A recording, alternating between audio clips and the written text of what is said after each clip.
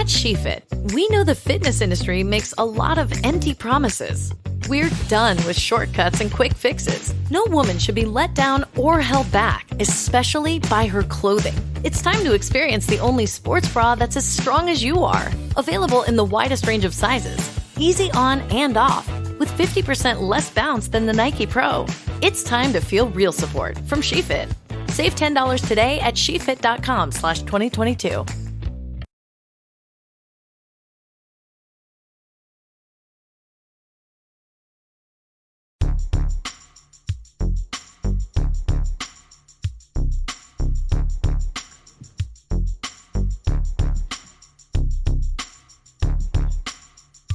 Hello and welcome to the Sports Ethos DFS Today podcast. It is January 31st, a wonderful Monday. I'm joined by my good buddy Haaris and Mike here to break down this 8-game slate we have on our hands. But Haaris, my friend, seems like we both had some pretty long days, but how you doing otherwise? Yeah, I feel like what the Raptors starters must have felt like at the end of that triple overtime. It's just been exhausting all the way through. But hey, if we're leading people to W's, I'm okay with that. We'll just have to go ahead and deal with it. But yeah, this weekend hasn't been much of a restful one for me. And I know you were talking about it being a long one for you as well. So let's just get right into it and get into some big picks. Absolutely, man. Hey, listen, that might have been game of the year thus far. That's probably the game of the year candidate right there. So listen, I'm right there with you. Very long weekend. So we're going to be motoring through this. Not going to cheap out on the content. That's not, that's for certain. We're still going to provide all of our favorite picks, value tiers, all the good stuff to go with it. But we might just, it might just sound like 1.5 times speed. So before we jump into anything, quick shout out to Thrive Fantasy, guys. Come prop up with us over there at Thrive Fantasy. Thrive is the #1 daily fantasy sports and esports app for player props. With Thrive, you eliminate the countless hours of research and focus only on the top-tier athletes that have the biggest impact on the game.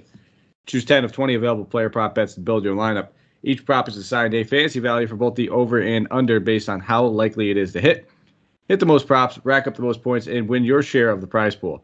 Thrive has over $50,000 in guaranteed prizes weekly for the NBA alone and has awarded over $6 million so far. So use that promo code ETHOS, ETHOS, when you sign up, and you will receive a 100% instant first deposit match on up to $100. Download Thrive in the App Store, Play Store, or by visiting their website at www.thrivefantasy.com.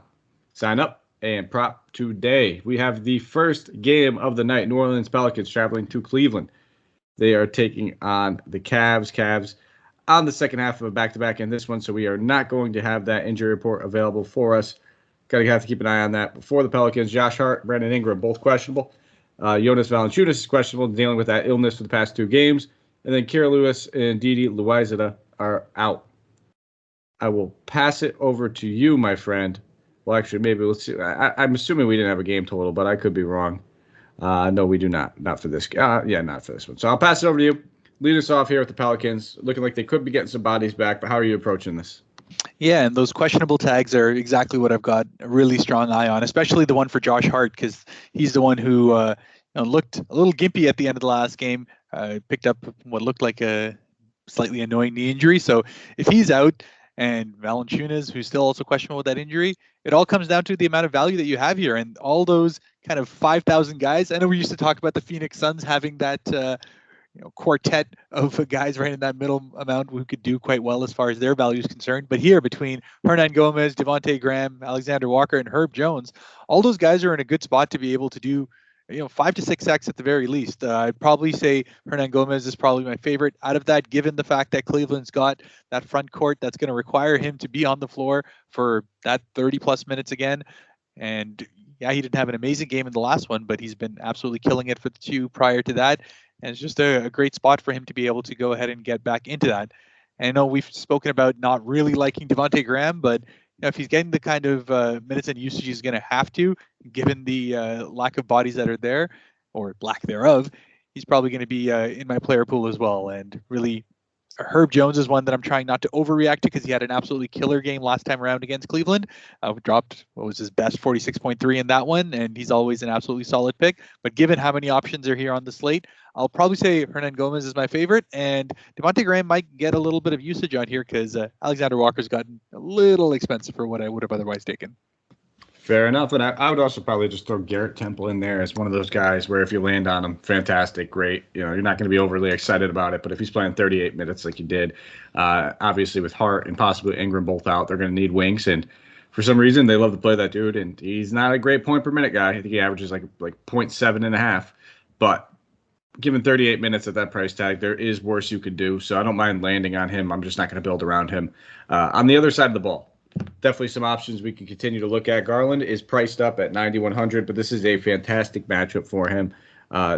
Just anytime you're going against either Trae Young or Devontae Graham, it's a big boost for any point guard that's doing so. Like I said, I don't love this price tag, but I think the matchup's great. So if you have the money to spend on him, sure, why not? Probably just not going to start my lineups with him. But if I can upgrade, I wouldn't mind going that route. Also, don't mind this spot for Dean Wade. He's been a guy I've been taking advantage of with the value. They're pretty much just going to be very, very obligated to play Dean Wade at this point, it feels like. He continues just to get the starter job outside of that blowout where we saw Chetty play a little bit more, which I don't expect this game to be a blowout, but that looks like the way that they want to utilize Chetty Osman and Dean Wade is if the game's close, they're going to play Wade.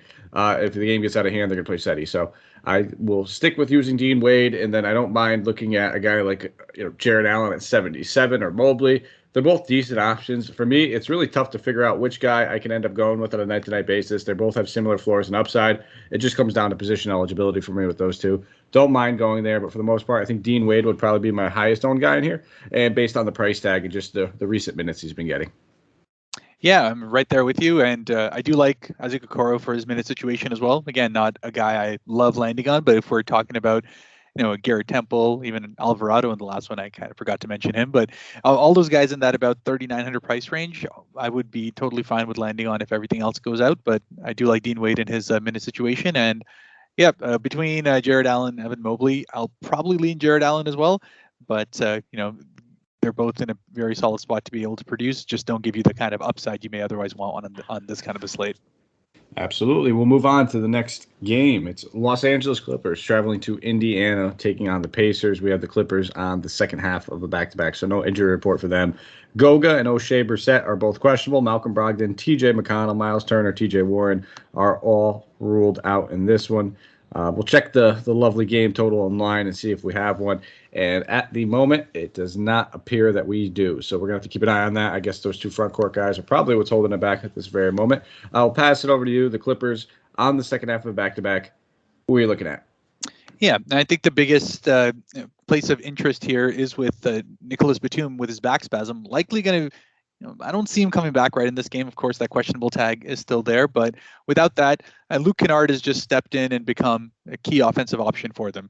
Has had, essentially 4 great games back to back for his salary, and even though he had 39, 35 in his last 2, his salary's actually dropped a little bit from that 5,100 back to 5,000. So he's probably my favorite guy on the Clipper side. The shooting guard eligibility as well is always nice. And the fact that he's actually grabbing a good number of boards, given the fact that they're running quite a few small ball lineups near the end. You're not seeing a lot of Zubats. He's been stuck in that 20-minute roll over there, and Kennard has been kind of cleaning up all of that. The minutes otherwise are being spread out pretty evenly between Amir Coffey, Reggie Jackson. And between those two, I do like Reggie Jackson always for his capability to be able to go off. He's going to be the guy who's likely going to end up leading the team in field goal attempts if Marcus Morris is not having a decent night. And frankly, he's been stinking it up for the last couple of games. So perhaps he gets back on track. I don't necessarily see this being the game that he does that. But yeah, between Reggie Jackson, Luke Kennard is the main areas that I'm looking. And then if you're trying to get again to the bargain barrel side of things, Justice Winslow has had 3 solid games now. And again, it's just one of those Swiss Army knife kind of guys, can give you a little bit of everything. He's gotten his minutes up into the mid-20s with Batum out too, so he's likely going to be sticking in the rotation for that much. And at 3,700, out of all these value picks that we've spoken so far, with him having small forward eligibility as well, it's a good spot to be able to go as far as I'm concerned. Yeah, I'm probably going to be looking at the value here. I agree with Justice Winslow, like you said. They found that this dude they unlocked his defense since he's been in LA, and he's playing great defense on just pretty much anyone. He can guard 1 through 4 for them at this point. Very versatile guy with steals, blocks, gets decent assists, likes to handle the ball a little bit. Never going to be a great scorer, but I'm right there on Winslow with you. I think he's a rock solid value play. And then I wouldn't shy away from Hartenstein either. They closed the fourth quarter with him in that last game. And quietly, I saw this stat on Twitter. I can't remember where I saw it, so shame on me for not being able to give them the plug that they deserve. Per 500 possessions, per 500 possessions it was. Hartenstein is defensively the best center in the league right now. I don't know if they're going to eventually make that switch. They might just divvy up the minutes, but at 3,300, if he can just maintain a 20 to 22-minute role, he can pay off that price tag pretty easily. He played 21 in that last one, ended up putting up only 18.5 DK points, but we've seen him capable of being a great point per minute guy where he can easily drop 25 to 30 in only 20 to 22 minutes. So those are probably the two guys I'm most interested with. On the other side of the ball, a lot of decent options here. Don't mind spending up on Sabonis at 9,800. He was really limited in that game against Dallas. It was the second half of a back-to-back game where he played 44 minutes the game prior. Still managed to put up 54 DK points. And we're kind of seeing the trend. Anytime Miles Turner sits out, Sabonis just has his way with the offense in general. He's always going to be involved on the shot attempts and I wouldn't say decent, great assists for a guard next to Jokic, a forward. Probably the second best passing big man in the league at this point. But the rebounds are get unlocked, where we start to see him have these 14, 15, 18 rebound games, which is just really boom for his value. We know that the Clippers pretty much struggle against any big, just based on what we've seen all season long. So I think Sabonis is obviously a rock-solid option. And then if we see Goga and Brissett are ruled out, then we can go right back to the well with a guy like Isaiah Jackson, who has forward eligibility as well. 4,100, he'd probably be looking at 24 to 25 minutes if they're both sitting. And even if we just see that one of them sits, whether it's, should be Goga, I'm kind of more on the doubtful side for him.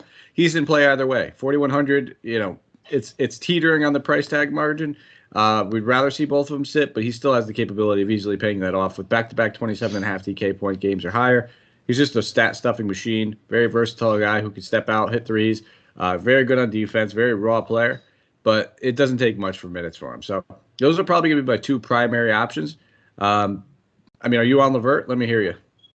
Did you know Amazon provides ways of working that fits your lifestyle? They know you value your time outside of work, juggling family, school, friends, or other activities. That's why they offer a variety of shifts that work for you. There are full-time, part-time, and even temporary opportunities that can work with your schedule. With great starting pay and sign-on bonuses. If you want a career that fits and adapts to your lifestyle, head to Amazon.com/apply. Amazon is a proud equal opportunity employer. Not so much on this game. That being said, I know we were speaking a little bit off air about all these high tier guys that I'm still kind of in the midst of who I think is my favorite. And Sabonis was who I was probably going to end up coming out on. It just is a matchup that he has always loved. He had a game against them a little less than a week back. Obviously not out of this world or anything, but the idea here being that it's a matchup that he's able to exploit just based on the fact that if they try to go too far with Zubac, that's just not a guy who can stay too long with Sabonis, given his ability to also stretch the floor a little bit. And then otherwise, as you said, if Hartenstein has been solid, no doubt defensively, but we'll have to see whether they actually throw him in more lineups to be able to deal with Sabonis. But just given the streak that he's been on, the fact that he's still sub 10K, I think it's a great spot to be able to go ahead and get him in there for that power forward / center eligibility. And then Isaiah Jackson, absolutely. That's my other value guy to be able to look at. I think the minutes are going to be there for him to be able to get into the low to mid 20s. Again, much like Winslow, he's in a great spot to be able to give you that little bit of everything and hit his value. If not at 5x, 6x is also his upside here. Awesome. We'll go to the next game. Memphis Grizzlies traveling to Philadelphia, taking on the Sixers in this one. For the wonderful injury report, we will start off here with, where is it? Can I pull it up? There we go. With the Grizzlies, Dylan Brooks still ruled out. Tyus Jones is questionable. Looks like Zaire Williams is back in the lineup for this one. Sat out that last game. And then for the Sixers, Furkan Korkmaz is questionable. Shake Milton, Paul Reed, Ben Simmons, Jaden Springer, Miles Powell all ruled out. As far as a game total and a spread, it is 219. Philly being favored by 3.5 points here. I will pass it over to you for Memphis. I'll keep it quite frank and short and sweet with this one. I'm not really interested in anyone in Memphis. I know that sounds a little crazy, but let me get your take. Yeah, and I think I'm pretty much there with you. Usually John Morant is always a solid guy to be able to look at given the slate, but just with the kind of upside that we're seeing otherwise, I'm going to do one of your things and take it on the chin. If John Morant goes ahead and has a big game, then more power to him. I just don't like him in this matchup. The only guy I was potentially interested in is Desmond Bane, just because I think he's too cheap. But as we've seen, he's kind of still working a little bit back from everything that he had is a couple of games off. His minutes total has been okay, but in general, just kind of watching him play, he still looks like he's getting his win back there. I think 6,100 is a great price tag for him to be able to do well. And the other side is DeAnthony Melton, who's finally getting the minutes that he should have been getting for the vast majority of the season. But 27 and 28 in the last 2 games there, and even when he's not shooting extensively well, as he had against that Washington game, 5 of 18 there in a pretty blowout game for them, but the minutes total is really what gets it, because as long as he's on the floor, he's going to give you a little bit of everything to be able to get there. So again, just one of those guys that if your lineup works out, he's a great guy to be able to land on. I think 5x is a pretty safe floor given everything that he can do, and anything beyond that is gravy with Melton. Yeah, see, that's the one thing I was worried about, was always his minutes, and I'm honestly in the camp of I think I'm going to hop off the train. This just feels like a matchup where we're going to – they're volatile, bottom line. The rug can get yanked out from under us any minute when it comes to Melton's minutes. No pun intended, minutes. But, Zaire Williams sat out the last game. We saw Kyle Anderson missing the few before that. They're starting to get these wings back in order. I guarantee now Dylan Brooks is still out. I'm not saying Zaire Williams is going to steal all of his minutes. I don't think that's going to happen. But there's probably going to be about anywhere between 8 and 11 to 12 minutes available for him. And then we see Kyle Anderson obviously working his way back up. He only played 23 minutes in his first game back in that last one. Desmond Bane's minutes are going to start working back up. So I kind of imagine that the rug might just get yanked out from us. This could be the matchup. It does happen. And I expect them to draw a fair amount of ownership. Everyone loves playing DeAnthony Melton. If that's the case, on an 8-game slate, I could probably see myself going elsewhere. But I do like your Desmond Bane call. If the minutes can get back up to that 34 to 35-minute range, he's way too cheap. But on the other side of the ball, I don't think I'll be playing too much Embiid. Not my favorite stud on the slate. Granted, Embiid's been in otherworldly all season long so far. And honestly, I don't see myself going too much of anything on this side of the ball either. I feel like this game might just end up being a big cross-off for me. But you tell me if there's anybody over here on the Sixers you're interested in. No, I think I'm right there with you. The only guy I still kind of keep an eye out at always is Seth Curry. I think the price tag is too cheap for him for how well he had been playing. Again, a guy who just had his first game back from his ankle injury. Still got 32 minutes right away, which is obviously a great sign as far as that side is concerned. His price tag drops to 5,300, gives you the kind of upside because he was regularly hitting into the mid to high 30s, if not close to 40, before he happened to end up going down. So again, not my favorite guy to be able to go ahead and throw out there, but a point guard who's essentially shooting guard only is always a nice spot to be. And 5,300 is a pretty decent price tag for a guy who's shown what he can do as far as the season goes. I like it. All right, 4th game of the night. Miami Heat traveling to Boston, taking on the Celtics. For the injury report, we'll start off here with the Heat. Jimmy Butler is questionable. Kyle Lowry ruled out. Markieff Morris, KZ Okpala, Victor Oladipo, Omer Yurtseven, all ruled out. And then for the Celtics, Romeo Langford is questionable. Pretty much the only guy really need to be considered for this. We'll go check out this game total and this spread, see what we got going on. And it looks like at the moment we do not have one, mostly probably due to Jimmy Butler. I will pass it over to you. I mean, obviously Butler is going to have a big impact on this game, but why don't you tell me what you're looking at, I guess, if he plays, if he doesn't play. Yeah, and it's pretty interesting because he obviously was questionable even in the last game with the toe injury, but then, hey, he comes out and plays 52 minutes in that one. So clearly it must not be bothering him to the extent that may have otherwise been insinuated.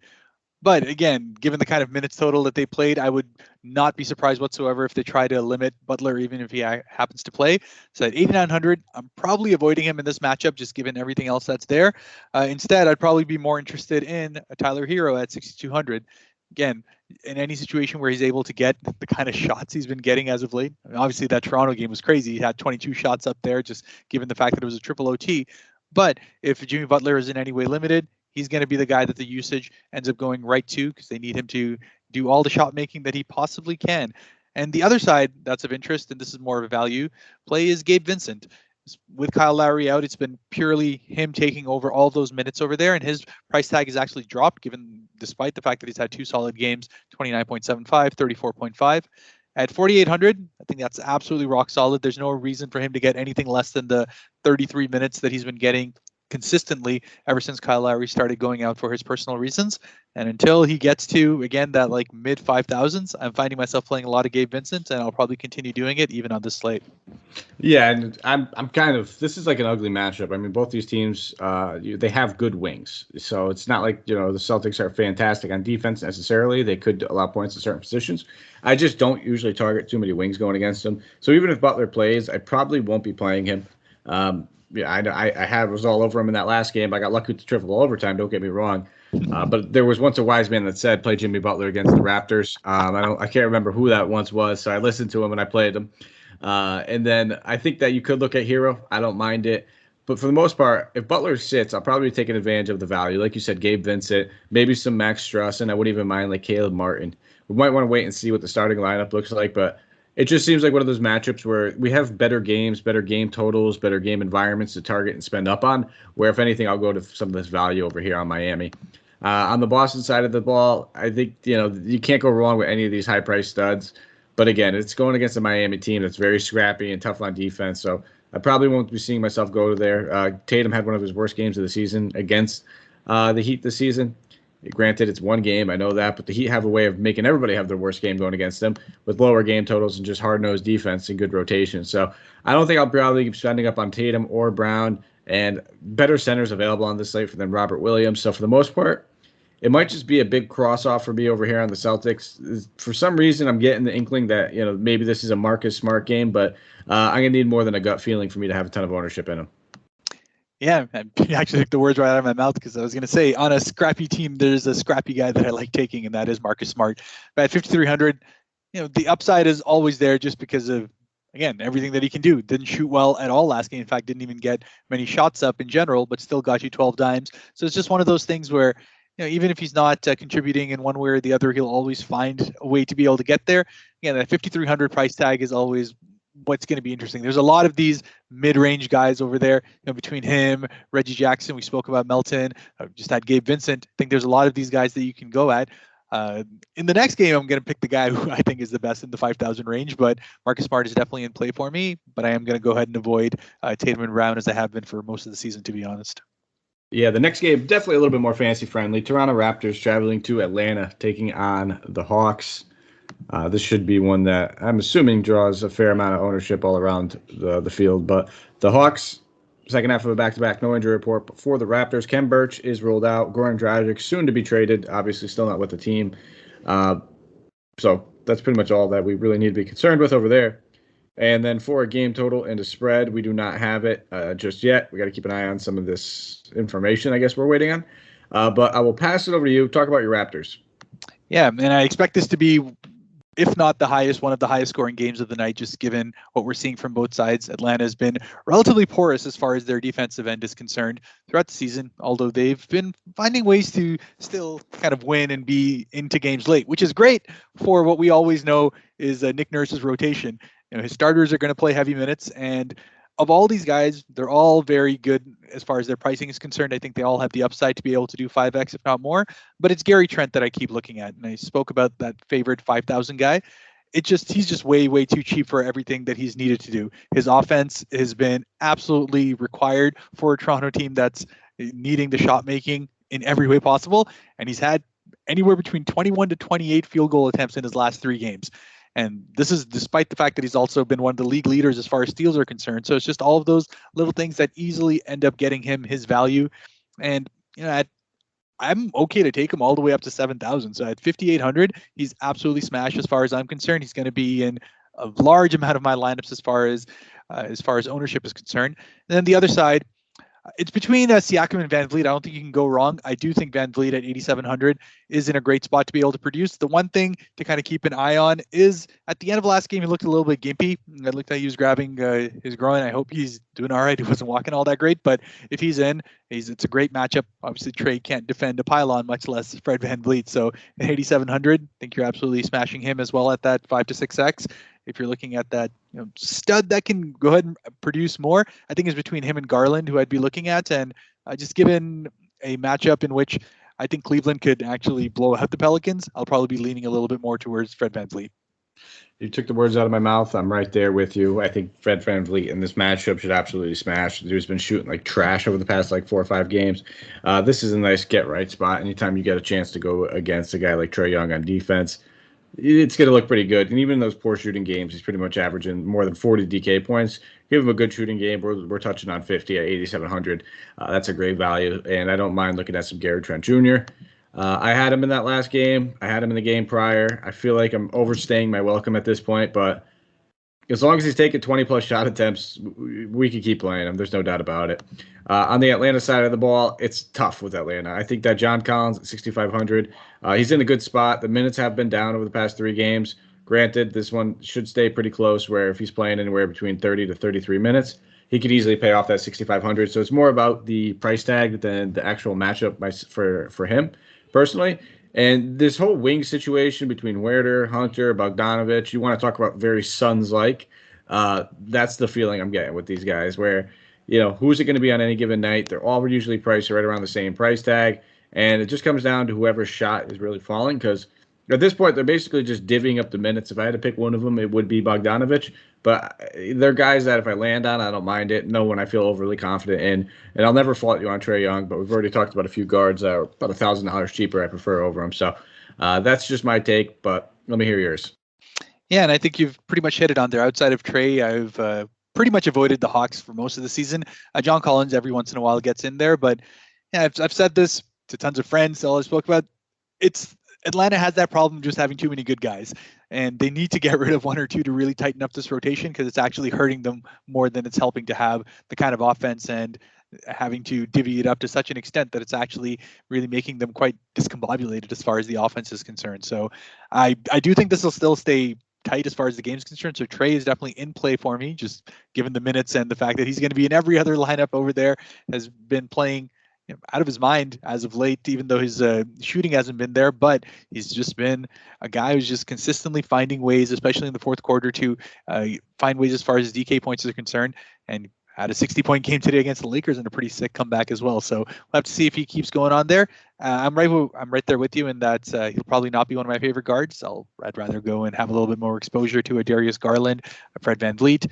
But if you do decide to go with Trae, I don't think you can be faulted for that. His anywhere between 5x to 5.5x should be pretty well secure given the matchup. All right, next game, Sacramento Kings traveling to New York, taking on the Knicks. For the Knicks, Nerlens Noel is probable. Derrick Rose remains out. And then for the Kings, Terrence Davis and Marvin Bagley both ruled out. Darren Fox is questionable.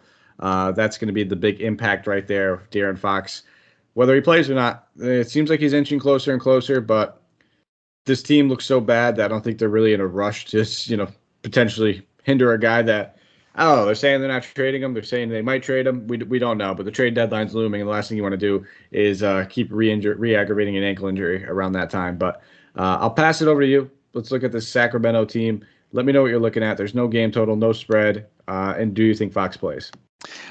I'm going to go ahead and say that Fox does not play, given how it all is going. I mean, we just saw a small ankle sprain on Shai Gilgeous-Alexander, and they decided to rest him all the way to the All-Star break because, frankly, there's nothing to be actually gained from playing them. Sacramento, we know, is not really going to be making a push for that play-in spot.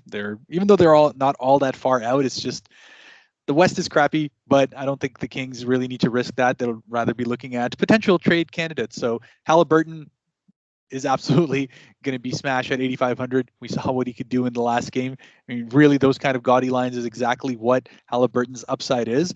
And the fact that he's still in a spot where he could have that upside at 8,500 while still having a pretty safe floor, I'm definitely looking into him. The other side, with Terrence Davis out indefinitely with his wrist, we've actually been seeing Davion Mitchell get more and more minutes and get a lot more involved with the offense. Last 3 games now has had double-digit shot attempts to the tune of 15, 17, 14, playing 30 minutes plus in each of those as well. Didn't have a great game against Boston, not that anyone did, but then the 2 against Atlanta and Philly, he's consistently shown that he does have that upside. He's already going to stay on the floor because of his defensive prowess. What Mr. No Plays Off was his nickname last I recall. So at 4,900, I think that's a great spot to be able to go ahead and take him. And it's just because I just don't trust the rotation. I mean, Buddy Hield doesn't play the kind of minutes you'd expect to be able to hit his value. Harrison Barnes, I'm never really too fond of, but I don't think you can go wrong. It's just a solid pick. I think the upside is with Davion Mitchell, and it's between him and Halliburton where most of my looks would be as far as their lineup's concerned. Right there with you, my friend. The only other guy I might throw in there would be Chimezie Metu. With Marvin Bagley ruled out, there's a decent chance he ends up starting at the 4. That or they slide Barnes up, but knowing with the size with Randall, they might just go with Metu. Played his first game back after taking a few games off. Only played 18 minutes in that one, but I could easily see him bumped up to the mid-20s mark if he's able to play that. And at that point, I'll take some stabs at him at 3,700. On the Knicks side of the ball, this is most likely just going to – it's a great matchup. I just struggle with playing any of the Knicks. I mean, they just look absolutely terrible. For some reason, this is getting me feeling like it's an RJ Barrett day. Man, we never get the RJ Barrett days right, though. It's just it's one of those things where I just don't trust it. I'm not all that interested in taking stabs at Kemba Walker, even though he played 30 minutes against Milwaukee. It's just a tough pill to swallow. But those would probably be the two guys I'm looking at the most. I just don't feel overly confident in either one of them.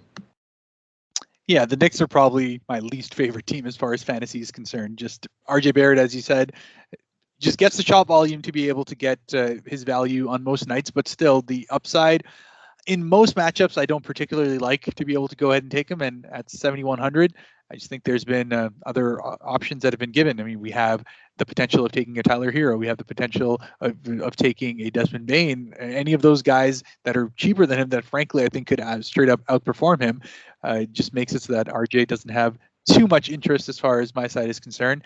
The only guy every once in a while I end up taking is the Kemba Walker, just given how he has the potential to be able to go and have a good game. But again, at his current price tag, just not all that much interested in the Knicks or their rotation. It's probably going to be an X for me here. All right, we'll keep it moving then. Golden State Warriors traveling to Houston, taking on the Rockets here for the injury report. Nemanja Bjelica is questionable. Draymond, Andre Iguodala, Otto Porter, James Wiseman have all been ruled out. And then for the Rockets, Usman Garuba is ruled out. Kevin Porter Jr. is questionable. As far as a game total and a spread, it is 230.5. Golden State being favored by a whopping 11 points. Talk about the Warriors and who you're looking at. Yeah, I mean, everything starts and ends with Steph Curry. That being said, he's not a stud that I'm all that interested in today. I just want to go ahead and throw that out there because it's been Andrew Wiggins who, since his surprise, aka undeserving all-star starter vote, has been on an absolute tear for the last 2 games there. And it just comes down to the usage that he's consistently getting now. He had 18 shots in the last game, 12 in the one before that. It was a little bit odd initially when Klay Thompson came back to see where Andrew Wiggins would end up fitting, but Klay's getting his 27 minutes, he's getting his shots up, but Andrew Wiggins seems to have found his niche in which he can go ahead and get his performances going. So at 6,600 at small forward eligibility, he's probably my favorite Warrior to be able to go ahead and look at. And then, as I said, Klay Thompson, he's just one of those GPP guys that you can definitely go ahead and throw in there. Not overly excited to take him at 6,000, given 27 minutes has been pretty decent, but not a place where I could be for sure saying that he's going to go ahead and do well. So I'll throw him out there with a little bit of caution. And then in general, the rest of the rotation is pretty well set, but no one with all that extreme upside. We know Jordan Poole will play 27 to 28 minutes at his current price tag. He probably has an upside of somewhere in the low 30s as far as DK points is concerned. So not a horrible spot if you happen to go ahead and land on him. But other than Andrew Wiggins, I don't think I'm going to be specifically targeting anyone on these Warriors. Yeah, I think this game has blowout written all over it. Now, granted, it's the NBA. They could stay close, but with Otto Porter ruled out, I think I could definitely take a stab at a guy like Kuminga. He could very well draw that start at the 4. We were seeing that for a few games, and I think if he draws a start, fantastic. It's also the boom where he's a young, talented player who would probably play in a blowout regardless. 4K, he's definitely somebody I'd be targeting. And then I'm with you. I don't mind taking a stab at one of these wings. I think Klay Thompson might be the one guy I do look at if I'm game scripting it for a blowout, just because he's not going to play a full complement of minutes regardless. It's just if the game gets out of hand, he won't check back into that fourth quarter at all. And then instead of 27 minutes, you'd be looking at 22. So I think I'll probably just land on Kuminga for the most part. But this is a fantastic matchup. It's really going to go by how your game scripting it. It's just that simple. If you think it can stay close, all these guys are in great spots and probably a little bit too cheap. Kuminga is just the one guy that I think he gets a bump in minutes regardless. Even if Bjelica is ruled out, then boom, he's probably the only power forward they really have left that's going to play at all. So he's probably my favorite target if I'm looking at anybody over there. And then on the other side of the ball, for everything I just said about how it might not be a blowout, I think it will be, and I just don't want to target any of these guys. I don't think this is the defense we want to target. Golden State's had a top 5 defense pretty much all season long. And then granted, I think all these guys are pretty much priced appropriately where I don't need to really take too many stabs at them. Fair enough, although I will say with Draymond out there, defense has been a little outside of the top 10 actually in that time. So it gives him a little bit of runway. The only thing I'm really looking at here is the Kevin Porter situation. So he's questionable coming in with his COVID protocols. If he doesn't end up playing, then Jalen Green definitely becomes one of the guys I end up targeting as far as my player pool is concerned.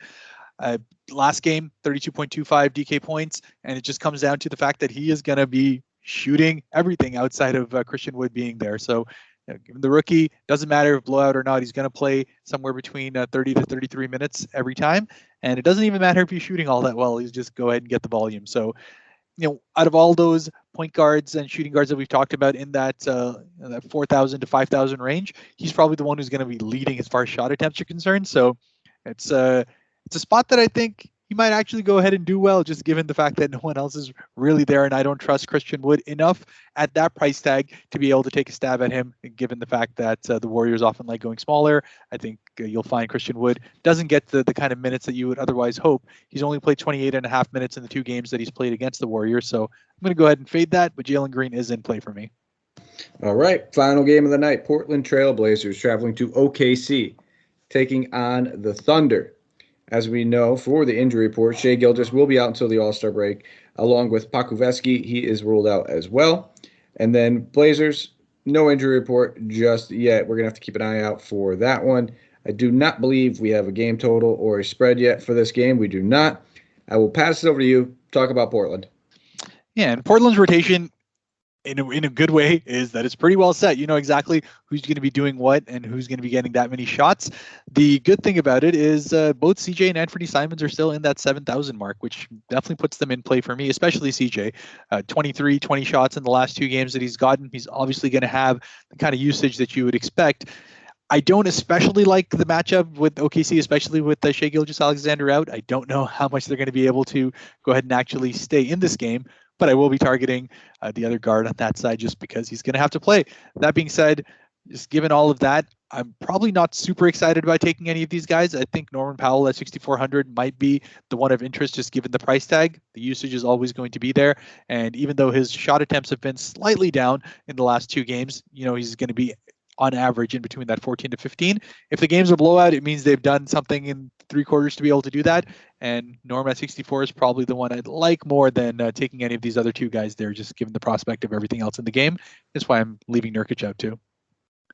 No, listen, I think Nurkic is probably a little hair too overpriced, especially given, like you said, the matchup and everything as well. But I'm with you. I don't mind looking at Powell. I don't mind looking at CJ. Those are probably the only 2 guys I really have a whole lot of interest in. I haven't been playing Simons. I've been, as we say, taking it off the chin with him, and I'll probably continue doing so. On the other side of the ball, there's 3 guys that really kind of, I guess, piqued my interest a little bit. With Shai out, Josh Giddey's just going to have all the ball handling responsibilities that this guy can handle. Portland's defense is absolute trash.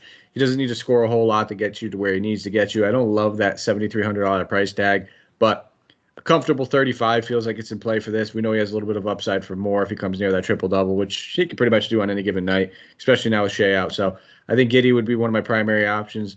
And as much as it pains me to say, I think I'll be looking at Lou Dort.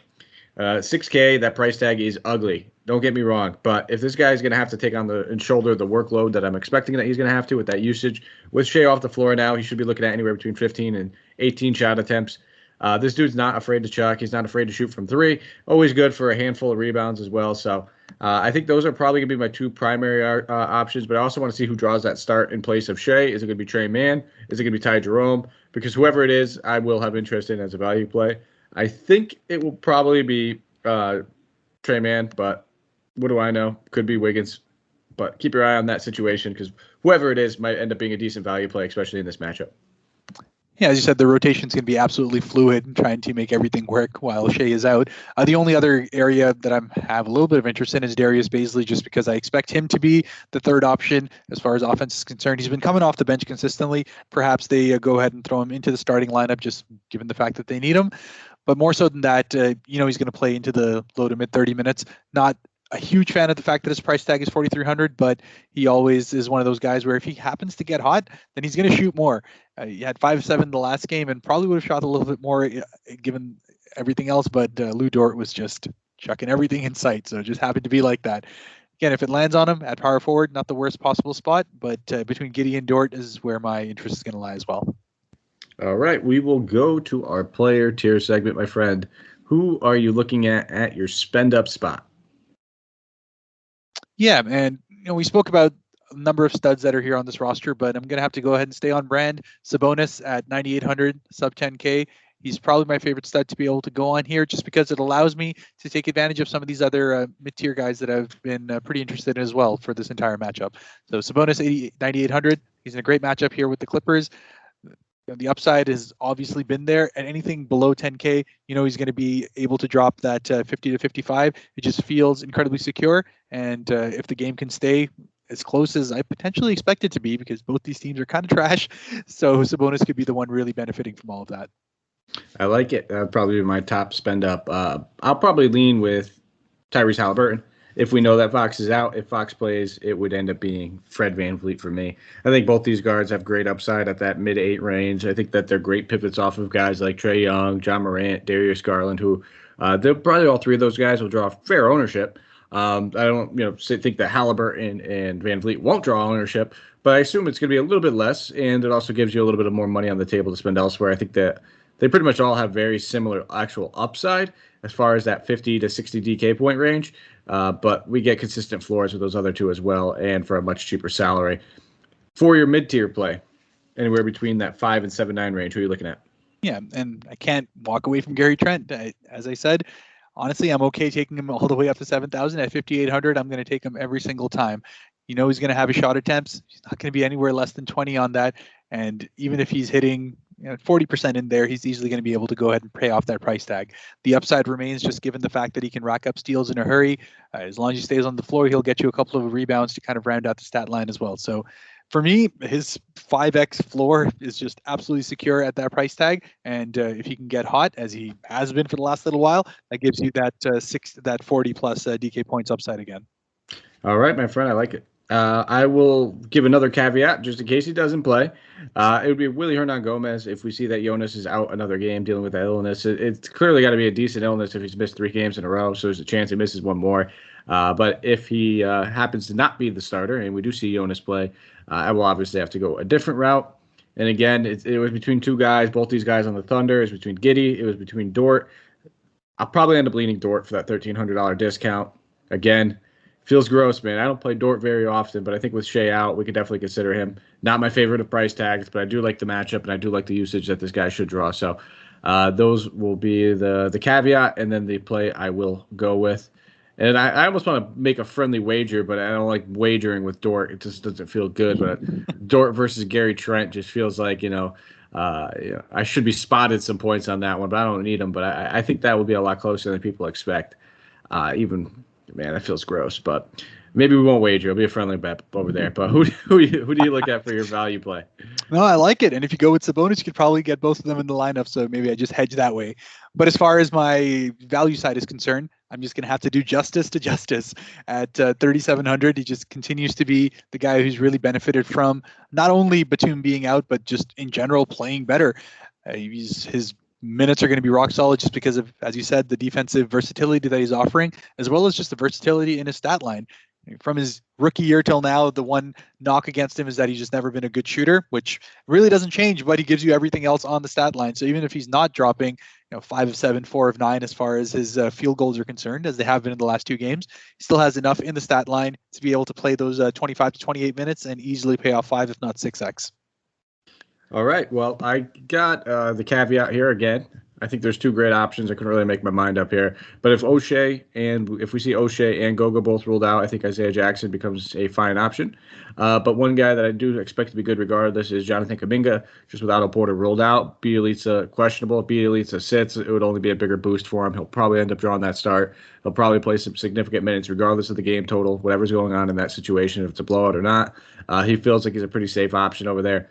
I don't think he'll necessarily fly under the radar. I think he will draw some significant ownership, but definitely somebody that I kind of just see, doing well in a fast-paced matchup. There's just a whole lot of things that go into the Kuminga play, but most of it's due to the injury and the minutes increase he's going to get. The one thing that worries me, and let me get your take on this real quick, because we didn't mention it I don't think they'll be able to necessarily go too small, so Bjelica does play. He may be the matchup better suited for Christian Wood, but we'll have to kind of wait and see. Do you think that ends up happening? Do you think, they can even take the chance of just going straight 3-point killer mode and putting Wiggins at the 4? I don't think that would be best suited for him, and then end up starting, Klay at the 3 and Poole at the 2. But what's your take on that, that whole situation before we slide over to our Thrive Fantasy picks? Yeah, man, I think whatever they can do to get Christian Wood off the floor, which happens anytime they get a little bit more pace in the matchup, they're going to try and do. So going with that 3-point killer lineup does seem like a Golden State thing to do, is when you have someone like Curry and the rest of this lineup being able to do that consistently. And their weakness is in their front court. Why try and bring Looney out for more than you need to if you can just go ahead and force them to play Wood out, because he can't stay with any of those 3-point shooters. All right, my friend. I agree. I like it. And now Thrive Fantasy pick of the night. What is your favorite player prop bet over there? I got one teed up right now, and I'm feeling you're going to take it, but I'll let you go first. Fair enough. And given it is a juicy slate, I'm going to go ahead and say there's 2 of them that I like. As you know, we like giving a little bit more of a points total. So I'm going to go ahead and say Jalen Green at over 15.5 points for 110 points on Thrive Fantasy is one that I said we'll keep an eye out on the Kevin Porter situation as far as his questionable side is concerned. But I do think Jalen Green is going to be just shooting everything he can. He did it in the last game. I don't expect that much to change. They don't have much else to play for. Might as well have your rookie be shooting. So that's one. And the other one that I was looking at, and this is probably one that could go ahead and actually happen, is Pascal Siakam, 105 for 34.5 over. I think that's it seems like a pretty good lock for me. There's just so much that he's been doing as of late. He's been consistently above 22 to 23 points, and the rebounds have been close to double digits as well. So he may just be able to hit that 34.5 before we even go ahead and count the assists. So I'm going to go ahead and say that is a lock. Those are good picks, man. I'm going to go with Tyrese Halliburton. It'd be a lot safer if we see Darren Fox is ruled out, but the 11.5 total between his rebounds and assists, I feel pretty confident in that. I would lean that, and that's for a clean 105 points. And just to throw a little more in there, because you gave 2, the Fred VanVleet points and assists going against Trae Young and this Atlanta defense. It's only 100 points even, but that feels pretty confident at 28.5. This guy could easily pour in 30 with just 20 points, 10 assists. He routinely gets those double-digit assists, and this feels like it's a higher upside scoring game for him as well. But that brings us home. That is everything. So if you have a moment, follow us on Twitter at Mike Apotria, MikeApotria. You can find Harris at HAK_Devil. That is HAK_DEVIL. Give us a thumbs up, 5-star, rate and review, subscribe, wherever you may be listening to this. Get the notification nice and early when the podcast first gets published. Listen to it on your way into work. Maybe you get the day off. Lucky you. That would be fantastic. I wish I did, man. It'd be nice to have tomorrow off, but I do not. So wherever you listen, though, it means the world to us. If you give us a thumbs up and a 5-star review, leave a comment below, too. Just let us know what we can do to improve. If you love everything, we'd like to hear that as well. But just give us the deets, man. Give us the deets. And then that is it. It looks like Santino and Sammy will be back tomorrow, breaking down that Tuesday card for you guys. Is there anything else you'd like to leave us with, Harris, before we get on out of here? No, I think I'm pretty good in the fact that we got this done in less time than Gary Trent played minutes in the last game. That obviously means that he's going to do great in the next one. So let's go ahead and smash him in there. Dort for the win. Nah, they're both great options, but I got to end up regretting all this Dort play I'm probably going to have, but we'll see. That's all we have for you guys. Thank you guys for tuning in as always. Take care, and let's go take down a GPP.